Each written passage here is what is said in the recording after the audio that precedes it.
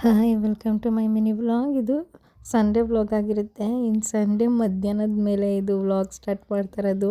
Actually ನಾವು ಅಂದ್ಕೊಂಡೇ ಇದೊಂಥರ ಅನ್ಪ್ಲ್ಯಾನ್ trip ಅಂತಲೇ ಹೇಳ್ಬೋದು. ಮಧ್ಯಾಹ್ನ 1 ಗಂಟೆ ಆಗಿತ್ತು. ನಾವು ಸುಮ್ಮನೆ ಹಾಗೆ ಮಾತಾಡ್ತಾ ಕೂತ್ಕೊಂಡಿದ್ದಾಗ ಕಪ್ಪಡಿಗೆ ಹೋಗಿದ್ದು ಬರ್ಬೋದಲ್ಲ, ಜಾತ್ರೆ ನಡೀತೈತೆ, ಹಾಗೆ ನಮ್ಮಣ್ಣ ಗುಡ್ಡಪ್ಪ ಆಗಿರೋದ್ರಿಂದ ಹೋಗ್ಬಿಟ್ಟು ಬರ್ಬೋದಾಗಿತ್ತು ಅಂತ ಅಂದ್ಕೊಂಡು ಸಡನ್ನಾಗಿ ಪ್ಲ್ಯಾನ್ ಮಾಡ್ಕೊಂಡು ಹಾಗೆ ಎಲ್ಲ ಫ್ರೆಶ್ ಅಪ್ ಆಗಿ ಹೊರಟಾಗಲೇ 1:30 ಆಗಿತ್ತು.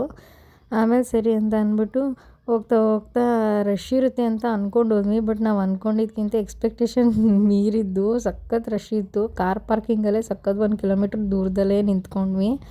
ಆಮೇಲೆ ಅವ್ನು ಪಾರ್ಕಿಂಗ್ ಮಾಡ್ಬಿಟ್ಟು ಬರೋ ಗಂಟನೇ ತುಂಬ ಟೈಮ್ ಬಿಟ್ಟಿತ್ತು. ಆಮೇಲೆ ಸರಿ ಅಂತ ಅವ್ನು ಸ್ನಾನ ಮಾಡಿ ಉಳ್ಸೇವೆ ಎಲ್ಲ ಮಾಡಬೇಕಿತ್ತು.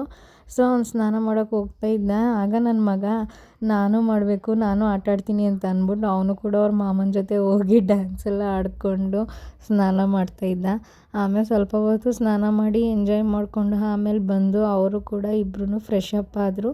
ಫ್ರೆಶ್ ಅಪ್ ಆಗಿ ಎಲ್ಲ ರೆಡಿ ಮಾಡಿಕೊಂಡು ಇನ್ನು ದೇವಸ್ಥಾನದ ಕಡೆ ಹೊರಟ್ವಿ. ಇಲ್ಲೇನು ಯಾವುದು ಪೂಜೆ ಏನು ಮಾಡಿಕೊಡಲ್ಲ, ನಾವೇ ಸುಮ್ಮನೆ ನಮಸ್ಕಾರ ಮಾಡ್ಕೊಂಡು ಬರೋದಷ್ಟೇ ಹೊರಗಡೆಯಿಂದನೇ ಗದ್ಗೆಗಳಿಗೆ. ಆಮೇಲೆ ಹೋಗ್ತಾ ಧೂಪ ಎಲ್ಲ ಹಾಕ್ಬಿಟ್ಟು ರಾಚಪ್ಪಾಜಿಯವ್ರ ಕ್ಷೇತ್ರಕ್ಕೆ ಹೋದ್ವಿ. ಅಲ್ಲೂ ಕೂಡ ನಮಸ್ಕಾರ ಮಾಡಿಕೊಂಡು ಎಲ್ಲ ದೇವ್ರಿಗೂ. ಆಮೇಲೆ ಕೂಡ ಪ್ರಸಾದ ಕೂಡ ಇತ್ತು. ನಮಗೆ ಶಾಕಿಂಗು. ಆಮೇಲೆ ಪ್ರಸಾದ ಕೂಡ ತಿಂದ್ಕೊಂಡು ಹೊರಟು ಇನ್ನೂ 5 ನಿಮಿಷನೂ ಆಗಿಲ್ಲ, ಆಗಲೇ ನಂಗೆ ಸುಸ್ತಾಗ್ತೈತೆ, ಜ್ಯೂಸ್ ಬೇಕು, ಐಸ್ ಕ್ರೀಮ್ ಬೇಕು ಅಂತ ತಿರ್ಗಾ ಬ್ರೇಕ್ ತೊಗೊಂಡು ಜ್ಯೂಸು ಐಸ್ ಕ್ರೀಮ್ ಎಲ್ಲ ತಿಂದ್ಕೊಂಡು ಮೈಸೂರು ಕಡೆ ಬಂದ್ವಿ. ಮೈಸೂರಲ್ಲೂ ಸಖತ್ ಟ್ರಾಫಿಕ್ ಇತ್ತು.